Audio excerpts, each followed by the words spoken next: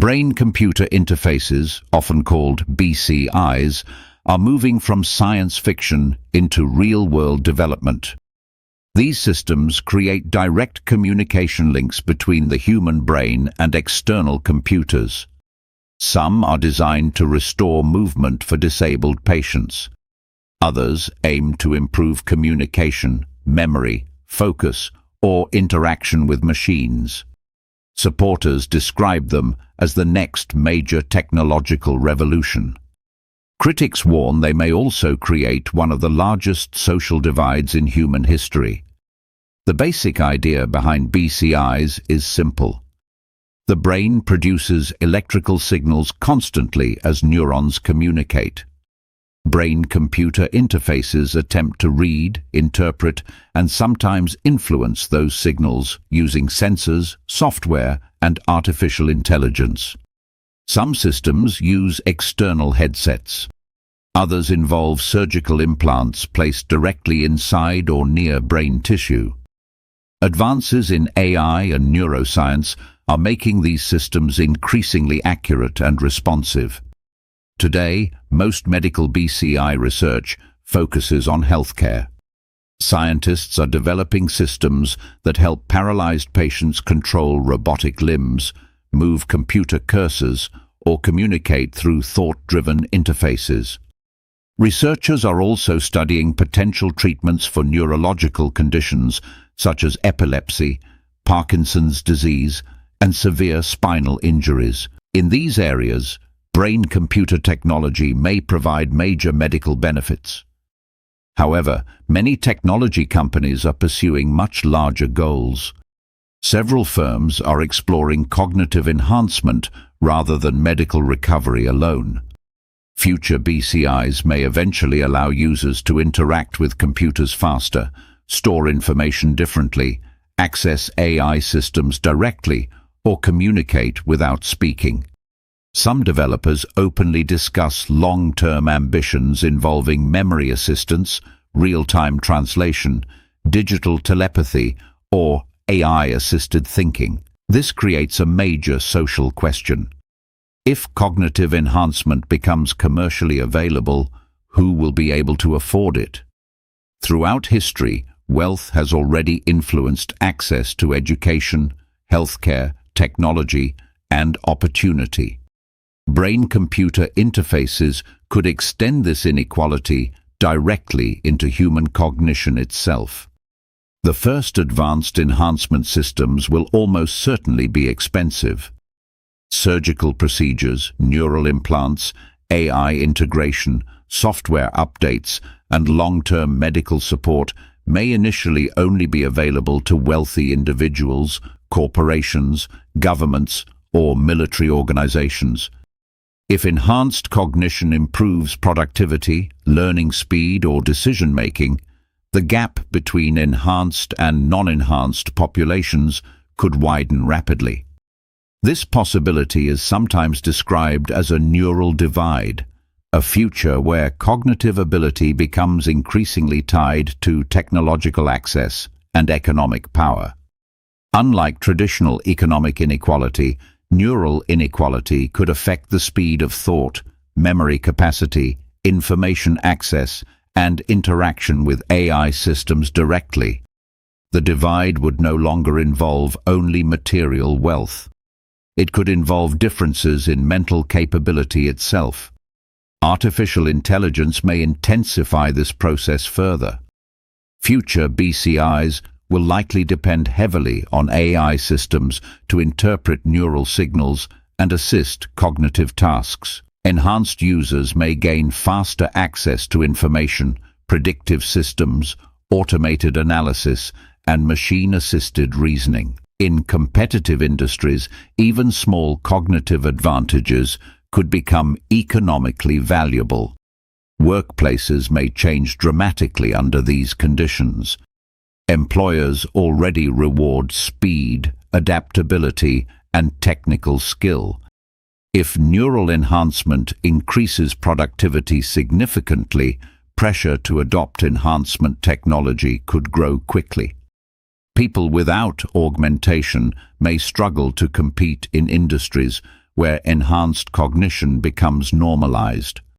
Education systems could also change fundamentally. Students with neural assistance systems might process information faster, learn languages more quickly, or interact directly with AI tutoring systems integrated into cognitive interfaces. If enhancement technologies remain expensive, educational inequality may become even more difficult to overcome. The military implications are equally important.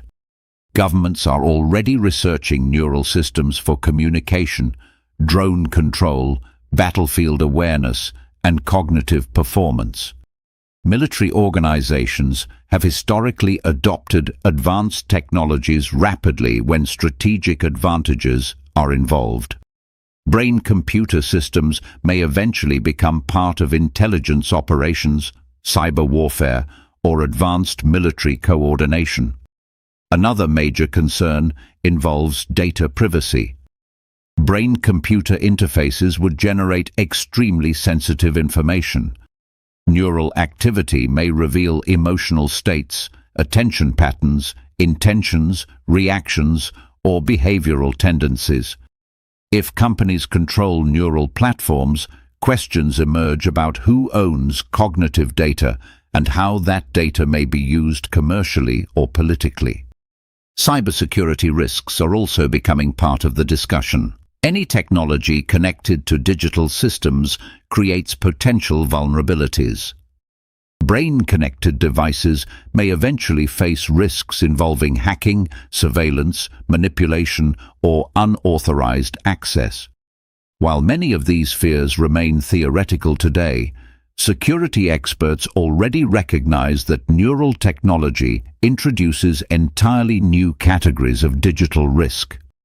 The psychological effects of enhancement may also become significant. Human identity has historically been shaped by biological limits. Memory, learning speed, communication ability, and attention span have always varied naturally between individuals. Neural augmentation could shift this balance by introducing artificial cognitive advantages that are purchased rather than inherited or developed through experience. Some researchers argue that enhancement technology could ultimately improve society broadly.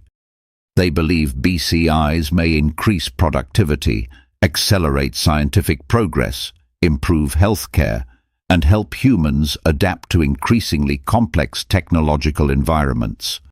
Supporters often compare neural enhancement to earlier technologies such as literacy, computers, or the Internet, which eventually became widely accessible over time. Critics respond that brain augmentation differs from previous technologies because it directly affects cognition itself. Smartphones and computers remain external tools.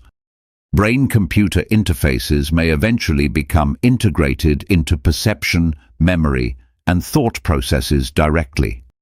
This raises ethical questions about autonomy, identity, and equality that previous technologies never fully created. There is also concern about social pressure. Once enhancement systems provide measurable advantages, people may feel forced to adopt them simply to remain competitive. What begins as optional enhancement could gradually become economic necessity in some industries. Similar patterns already exist with digital connectivity, where access to technology increasingly affects employment and education opportunities. Governments and regulators are only beginning to address these questions. Most current laws surrounding BCIs focus mainly on medical safety rather than long-term social impact. As enhancement systems improve, policymakers may eventually face debates involving neural rights, cognitive privacy, augmentation access, and the legal limits of brain-linked technologies. The larger issue is that human intelligence itself may become increasingly connected to economic systems. In the past, inequality shaped living conditions, education, and opportunity. Neural enhancement may push inequality into biological and cognitive territory. The result could be a world where technological access changes not only what people own, but how they think. The neural divide is not inevitable, but the conditions for it are already emerging. Brain-computer interfaces, artificial intelligence, biotechnology, and advanced computing are developing simultaneously. Together, these systems may reshape human capability more dramatically than previous industrial or digital revolutions. The central question is not whether brain-computer interfaces will exist. Early versions already do. The real question is how society manages access, regulation, and control as the technology becomes more powerful. If enhancement remains concentrated among wealthy individuals and powerful institutions, the future may involve not only economic classes, but cognitive classes as well. For centuries, technology has changed how humans work, communicate, and survive. Brain-computer interfaces may become the first major technology capable of changing how humans think at a fundamental level. The consequences of that shift may shape the structure of society for generations to come. If you enjoyed this deep dive into the forces shaping our future, be sure to explore our other documentaries examining the technologies redefining modern civilization. And if you want to keep exploring the biggest questions about science, power, and the future of humanity, make sure to subscribe to the channel and join us for the next journey into the unknown.